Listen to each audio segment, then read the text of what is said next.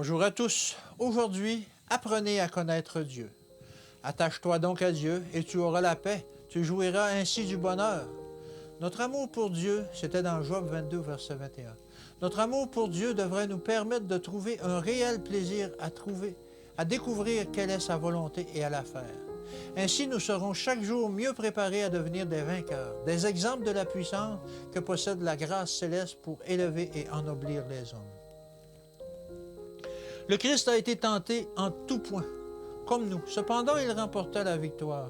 Et aujourd'hui, il attend afin d'entendre et d'exaucer les requêtes ferventes de ses enfants, désireux d'obtenir la grâce qui les rendra capables de triompher.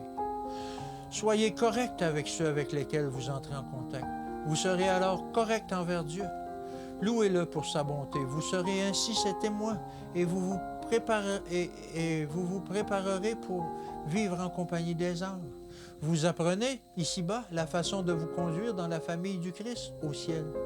N'attendez pas plus longtemps pour assimiler les principes qui doivent suivre les enfants de Dieu.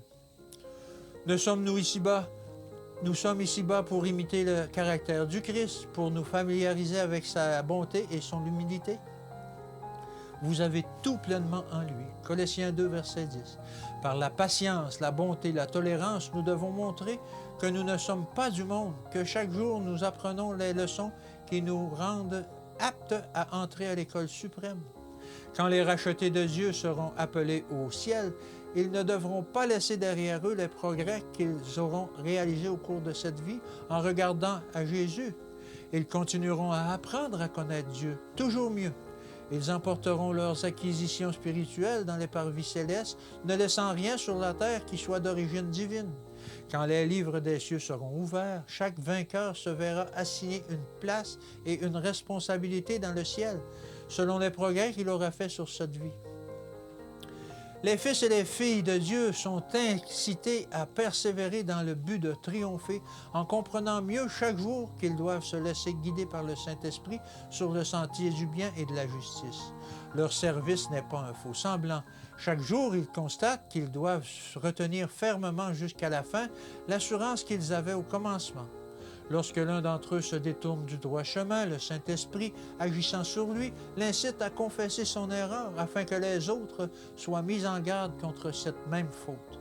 Personne ne doit avoir le sentiment que sa position est tellement élevée qu'il n'a pas à reconnaître ses fautes, de crainte de baisser dans l'estime des autres. Jamais un homme ne devrait être trop fier pour avouer « je me suis trompé ». Le moins qu'il puisse faire après avoir péché est d'exprimer ses regrets et son repentir. Les hommes qui agissent sont ainsi honorés par Dieu, bien qu'ils commettent des erreurs. Que l'Éternel vous bénisse et qu'il vous garde, et à demain.